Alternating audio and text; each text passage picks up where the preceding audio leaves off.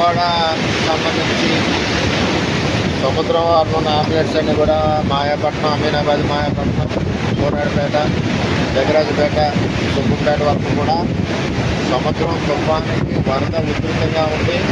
ఇదిగో ఇక్కడ చూడండి, కింద నుంచి పోస్తే మొత్తం ఇక్కడ నుంచి అయితే 6-7 అడుగులు సముద్రం లాస్ట్ వరకు పోసివేయడం జరిగింది. ఇప్పుడే రెవెన్యూ వాళ్ళు కూడా వచ్చి చూసి వెళ్ళారు. ఈ ఎడ్డి నుంచి ఏదైతే ఉన్నాయో లోపల వరకు నీళ్ళు ఏదైతే అయినా వాటిని కూడా రికార్డ్ చేస్తామని చెప్పి తెలియజేశారు. దీనికి కూటమి ప్రభుత్వంలో చంద్రబాబు నాయుడు గారు, పవన్ కళ్యాణ్ గారు ఈ సముద్రపు కోతకు సంబంధించి 250 కోట్ల ప్రపోజల్ కలెక్టర్ గారు నిన్నే పంపించామని చెప్పి కూడా తెలియజేయడం డిజాస్టర్ మేనేజ్మెంట్లో.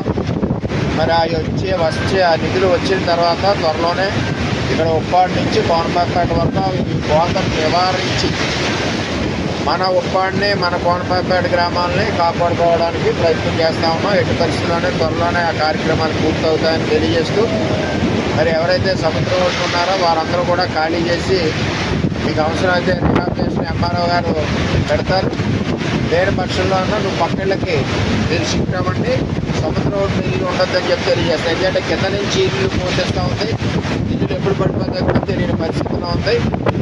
కోతకురైన వాళ్ళందరికీ కూడా మన కూటమి ప్రభుత్వంలో పట్టాలు ఇవ్వాలని చెప్పి ఉప్పాడ సముద్రవారం ఉన్న వాళ్ళందరికీ కూడా మేము వర్కౌట్ చేస్తూ ఉన్నాం. త్వరలోనే ఆ కార్యక్రమం కూడా చూస్తామని చెప్పి తెలియజేస్తాం.